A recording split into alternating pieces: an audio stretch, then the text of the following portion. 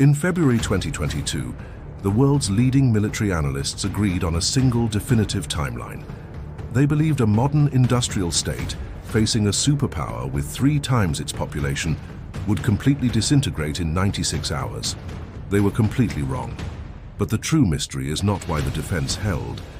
The mystery is why, 48 months later, neither side can afford to walk away. Welcome to Shadows of the War. On this channel, we do not look at history through the lens of political speeches or battle maps. We examine the invisible systems, the brutal logistics, and the silent strategic decisions that lock empires into patterns of inevitable conflict.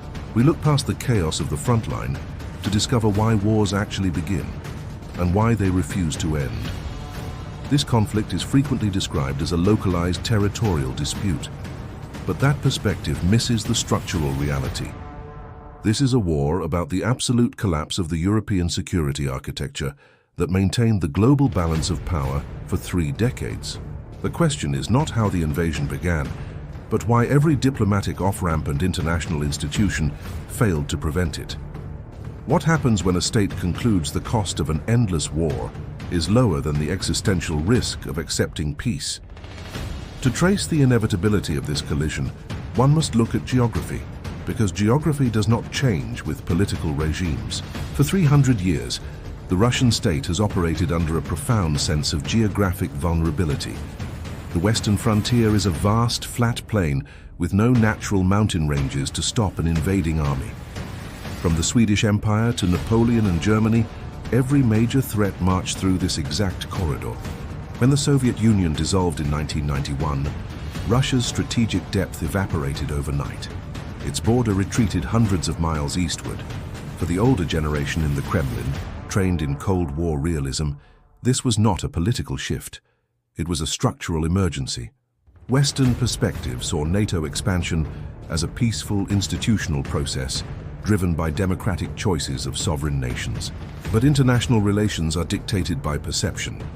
In Moscow, this was viewed as a slow-motion, calculated encirclement. By 2014, when a popular uprising in Kiev replaced a pro-Russian government, diplomatic options were effectively exhausted.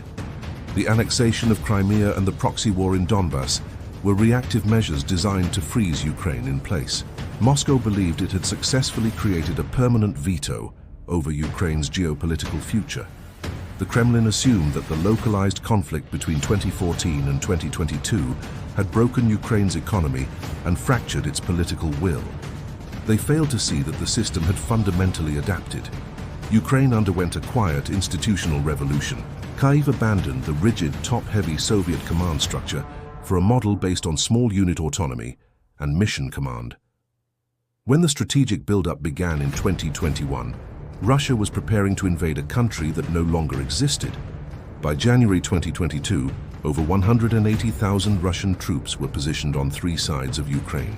In a historic departure, the United States declassified and broadcasted Russia's exact operational plans in real time. This intelligence strategy stripped Moscow of surprise. On February 24th, Ukrainian command had already dispersed its batteries. As lead armored columns entered narrow roads, the realities of geography and discipline took over. Operating in small independent teams, Ukrainian soldiers struck the logistical spine, the fuel trucks and ammunition carriers. The legendary 40-mile armored column north of Kiev became a static, defenseless line of steel stranded in the mud. Within 6 weeks, the northern offensive collapsed. Russian forces withdrew, leaving a transformed geopolitical landscape. The conflict transitioned from maneuver into a brutal industrial war of attrition across a 1,000-kilometer arc. Ukraine became dependent on an international pipeline. The US established a coordination center in Germany for weaponry and aid. The geopolitical architecture has been rearranged. The assumption that economic integration prevents total war is gone. Russia has pivoted eastward, integrating its defense industry with networks in Iran and North Korea. This struggle has demonstrated that the Western world's defense industrial capacity was dangerously underprepared. Both sides are caught in a structural trap. For Ukraine, a ceasefire validates violent alterations of international borders. For Moscow, Anything short of a systemic realignment of Ukraine is an unacceptable risk to domestic stability. Thank you for watching Shadows of the War. Please like and subscribe to understand the mechanics shaping our world. What conflict should we analyze next? Let us know in the comments. Until next time, stay grounded and stay analytical.